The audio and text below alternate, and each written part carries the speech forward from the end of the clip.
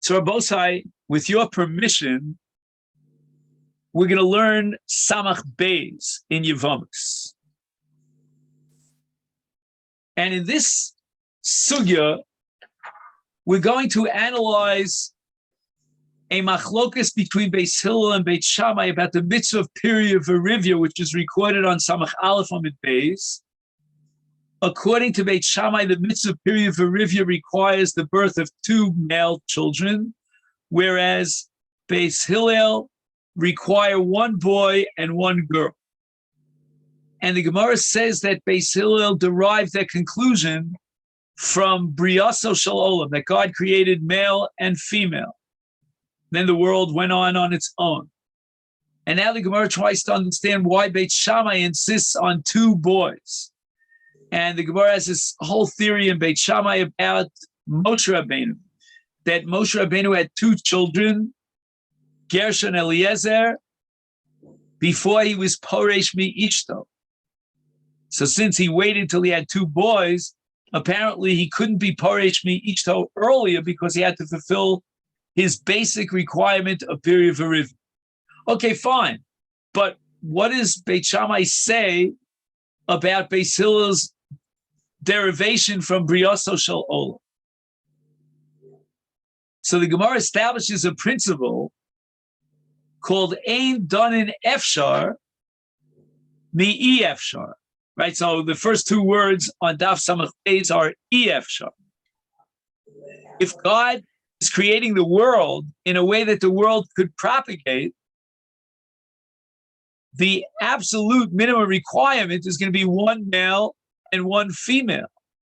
That's called Efshar. There's no other way out. 2 males are not going to propagate the world. And therefore, Beit Shammai argue that there's no proof from Briyaso Shel Olam that we have to imitate God and create male and female. God was in, so to speak, a no-choice situation. In order to propagate the universe, the world, he had to create male and female. But that doesn't prove anything about Efshar. Efshar meaning during the course of the world and its existence.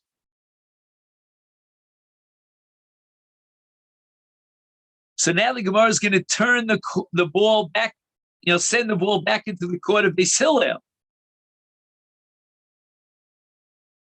and ask Beis Hillel, why do you reject the Alfusa from Moshe Rabbeinu of Beit Shammai? What do you have to say about it? Moshe Rabbeinu, the pasuk testifies, had 2 sons, and only after the birth of those 2 sons, then Moshe Rabbeinu is Poresh Mi-Ishto. Ubeis Hillel nami lelfu mi Moshe. Why do Beis Hillel object to deriving the conclusion from Moshe? And by the way, this question of the Gemara is a little bit problematic because Beis Hillel was learning from Briyaso Shel Olam. It's better to learn from the Almighty than any human being, no matter how great they are, or he might be.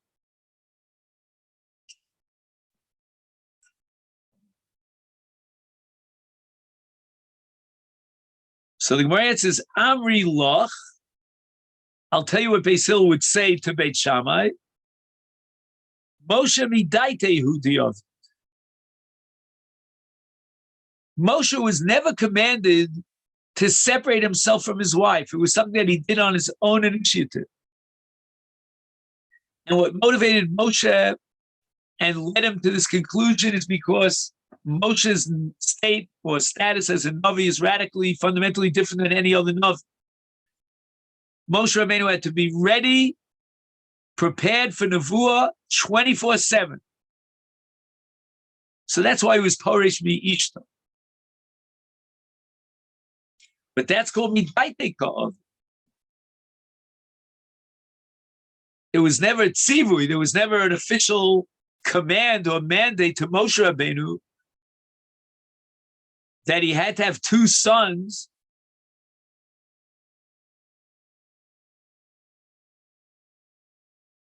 And not only that, that after he has two sons, he can be Porish.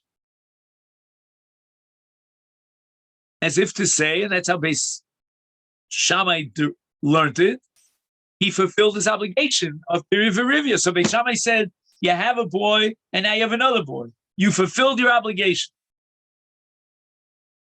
You know, you could throw in the towel. You're done with.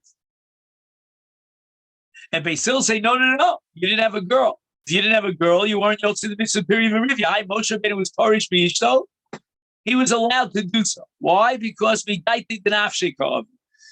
came to the conclusion that his status as a Navi, who had to be prepared Yom V'Layla, any time of day and night, for the Shekhinah to come and greet him, he didn't have the luxury of having a normal intimacy relationship with his wife. But you want to say that because Moshe allowed himself to be Porish B'ishto after he had two sons, therefore we can also be Porish, and we can consider ourselves as if we fulfilled the mitzvah Piriv Verivia after having two sons? No. That would only make sense if Moshe Rabbeinu had a tzivui, but he never had a tzivui. He did it on his own, based on his understanding of his stature as a Navi at that point in time. But what's it got to do with you and I? Doesn't prove a thing.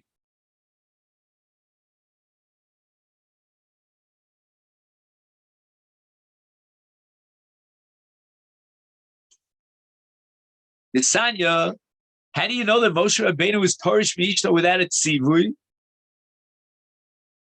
Maybe he got a tzivui, but it's not recorded in the Torah. You know, it's a little bit unusual for Moshe Rabbeinu to take the initiative, and according to Beis Hillel, to undermine the mitzvah Piriv Verivia.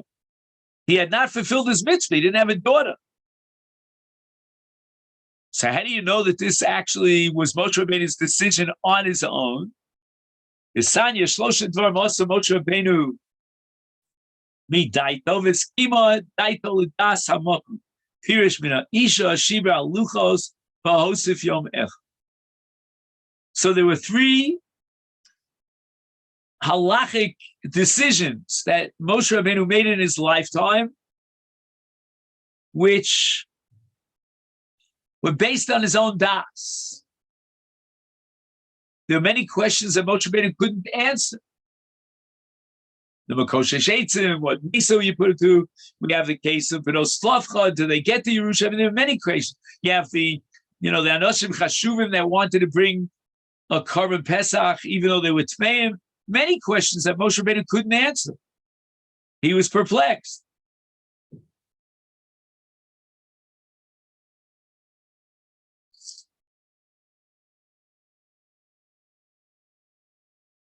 But there were three decisions that Moshe Rabbeinu made in his lifetime,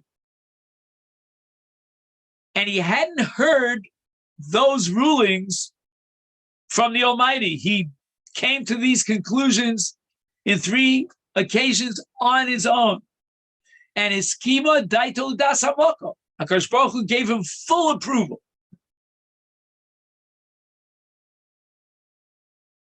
Number one,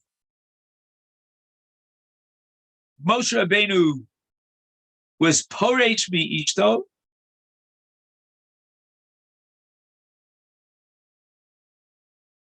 Which means that he terminated his involvement in the mitzvah of Piriv Verivia, and that was his own decision. And we'll see in a minute exactly what led him to that conclusion. Number two, he broke the luchos after the Chet HaEgel. The pasuk says, "Vayihi kasher karev El amachne vayares ha'egel u'mecholos vayichar af Moshe vayashlech miyadav es haluchos vayishaber osam tachas hahar."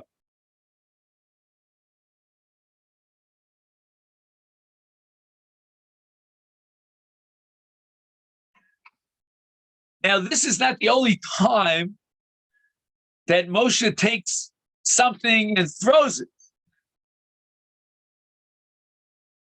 He did so at the Sela in Parshas Chukas. But that's not listed here because God got very angry about that, as you and I know.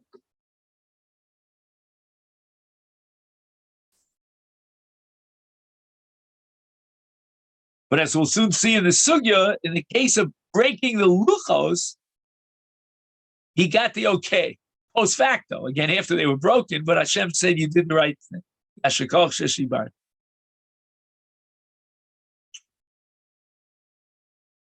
And it's an amazing thing because you think about the Luchos, his Etfel Kim.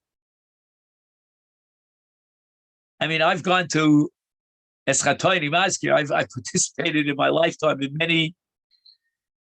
many auctions of art. And in some cases, I actually saw, I couldn't bid for them, but great artists, the works of great artists. But imagine the artwork of God himself. And Moshe Rabbeinu threw it down and destroyed it. By the way, the Rashbam has a unique shita. He holds that Moshe Rabbeinu did not actively break the luchos, but he couldn't hold the luchos. They were too heavy for him. And Rav Soloveitchik has a whole shir about this. I mean, on his way up the mountain, he was carrying some heavy weight. And God then chiseled out the luchos. On his way down, he couldn't hold the luchos. But this Gemara understands Vayashlech miyadoas haluchos literally. Vayshabero sam tachas ahor midaito. Why did he do it? Next, v'hosif yom echad, the Torah testifies that Hashem commanded Bnei Yisrael v'kidashtem hayom umachar in Parshas Yisro, a 2-day period of separation from wives, and Moshe Rabbeinu adds another day, Heyu nechonim l'shloshes yomim, prisha of a 3rd day. So the Gemara says the following: Piresh mina isha my dorash. What drasha did he have? And on the basis of that drasha, he concluded that he could separate from his wife, and maybe he's even obligated to do so. Omar, Moshe declared the following kal v'chomer: Uma Yisrael shelo dibra imoim shchina ella lefisha. So one time occasion that at Matan Torah, God revealed himself and spoke to the people of Israel, the first 2 of the 10 Dibros.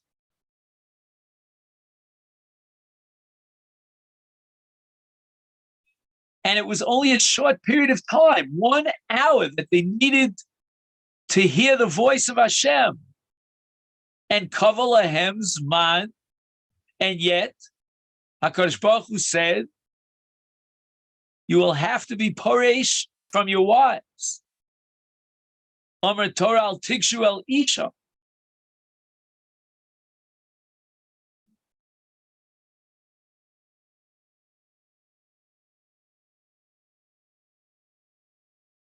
Says Moshe Rabbeinu, Ani shemiyuchad ledibur b'chol shah v'shah.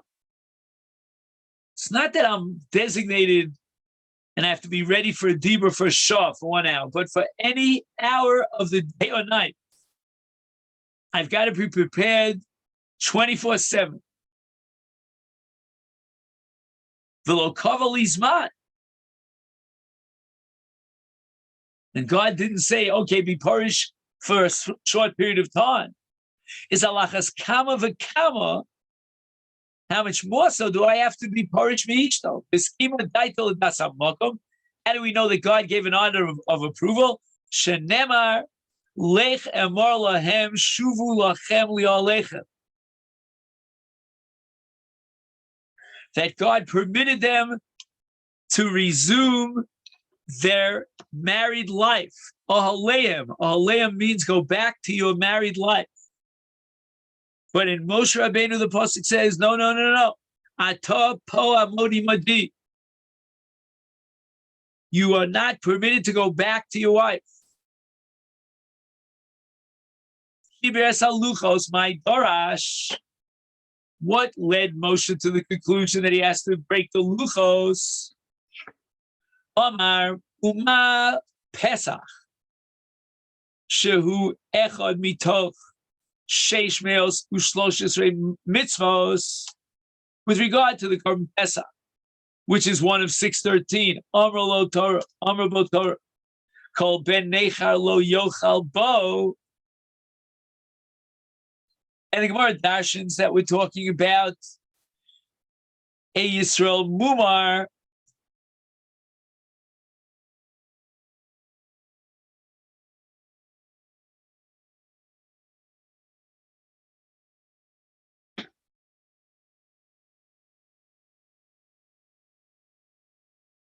So for the sake of one mitzvah, we have to exclude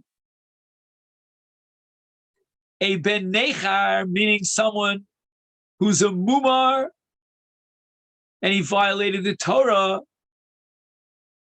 and he's not allowed to eat from the Korban Pesach lo yochal bo. Now at Torah kula, now we're talking about the Aseres Hadibros, the Yisrael Mumarim, and the Jewish people worshiped the idol. They became Mumarim Lavodah Zarah. Is alachas kama v'kama. How much more so they're not worthy of receiving the Torah.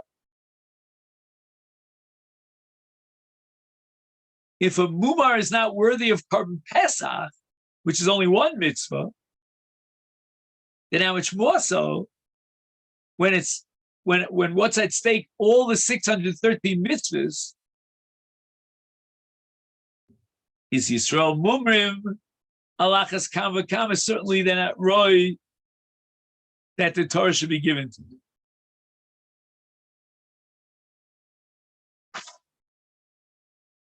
How do we know that Hashem accepted Moshe's initiative to break the luchos? Hiskima daito l'das hamakom. See, I would have written it differently. I would have written it Hiskima das hamakom l'daito. Tichsiv. I'll read the pasuk. Vayomer Hashem al Moshe. Asher hayu al luchos harishonos asher shibarta. Moshe is given the command to again, after ascending the mountain a second time around, and God will give him a second set of luchos because you broke the first set of luchos. Asher shibarta. Omer Reish Lakish. Omer HaKadosh Baruch Hu LeMoshe Yasher Kochacha Sheshibar.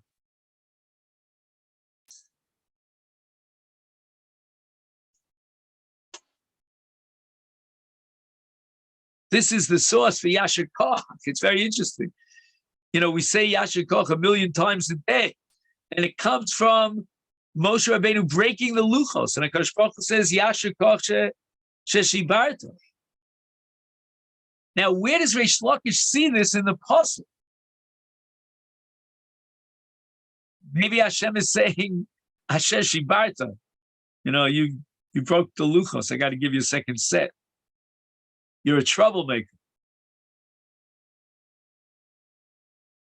But the pasuk says, Asher Shibarta.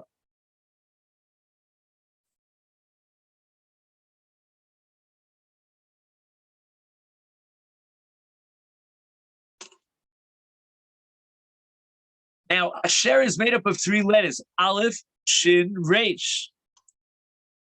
So if you take the Aleph and you make it into a Yud, which is very often done because the Aleph doesn't really have any personality of its own, it's like a little Yud, then you're left with Yasher. Instead of Asher Shibart, it's Yasher Shibart. He writes here, Hainu Yischazek Kochacha al Maisa Zesha Shibarta Es Haluchos. Mikan Shehiskim Amokom Lamasha Shibar Es Haluchos. Hashem did not command him lechatchila to break the luchos, but Hashem gave the approval. Number 3. Hosif Yom Echad Midaito, my Dorash, Tichsiv Kidashtem Hayom U'Mocha. Moshe interprets it Hayom Kim Mocha. That's how he's interpreting the pasuk. It's not Hayom period U'Mocha, but Hayom Kim Mocha. Ma Mocha Lelo Imo Af Hayom Lelo Imo.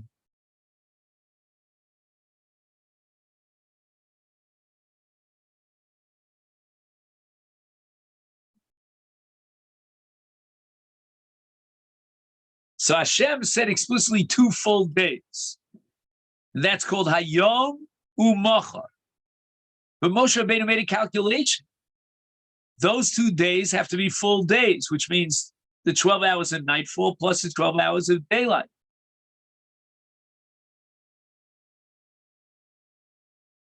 So just like it says Machar, U'Machar, that Machar should be like Hayom, Af Hayom Lelo Imo. The same standard should apply to Hayom, namely the first day.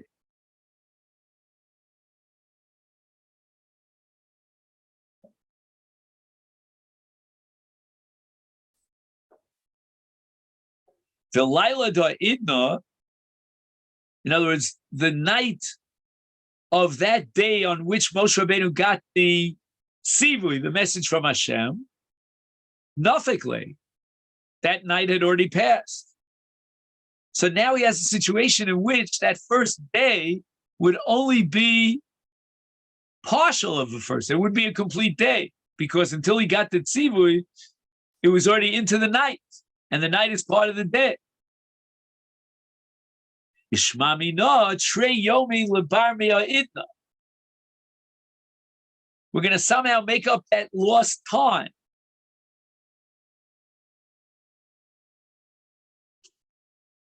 In other words, we're not going to consider this day as a day of Prisha because it's missing the night. So therefore, Moshe Rabbeinu says, Heyun chonim l'shloshes yomim. Shloshes yomim meaning that even the first day of these 2 days, it should be Laila Imo. It should be day and night.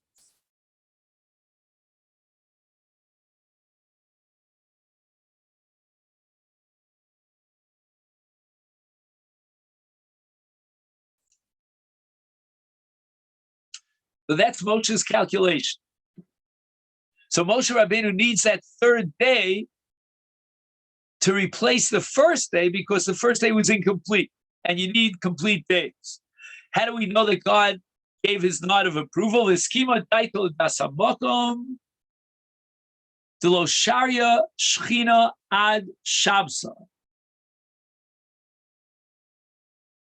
God delayed. In other words, on the first of the month, which was the first of the week as well, God gave the command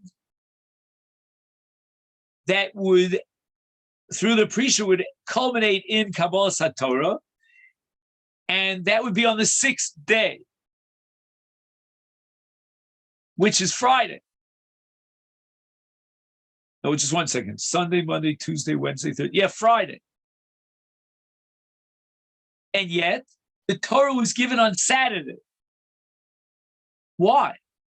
Why did Hashem decide to give the Torah on Shabbos? The answer is because he accepted Moshe Rabbeinu's calculation, and there was an extra day of Prisha that was added, and only after the culmination of Prisha did the Shekhinah come down at Har Sinai and give the Torah. Lo shaya le Shekhinah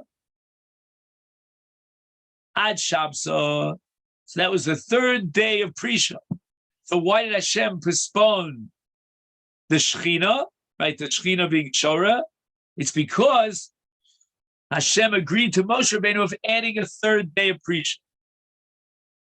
He writes here in the notes, HaPrisha Isa B'Yom Revi. So the period of Prisha started on Wednesday, because the Tzivui came going into Tuesday, I'm sorry. So they postponed the first day till Wednesday. And then, I'm sorry. Let me go back again. The Tzivui came on a Wednesday after three full days into the fourth day. So the fourth day now would not be a full day of Prisha. So the days of Prisha would be Yom Chamishi and Yom Shishi. Those would be 2 full days of Prisha. Now the Shechina came down on Shabbos, which is Yom Shlishi.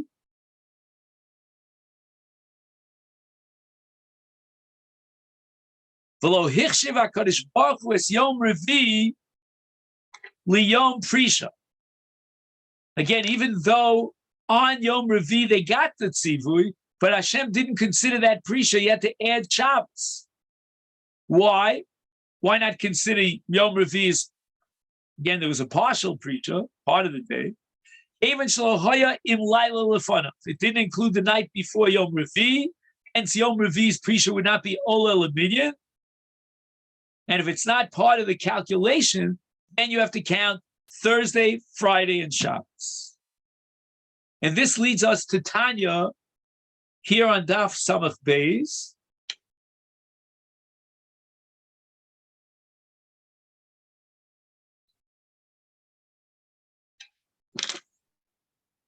And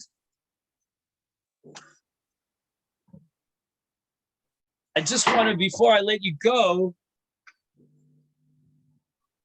I just want to discuss with you where we continue, because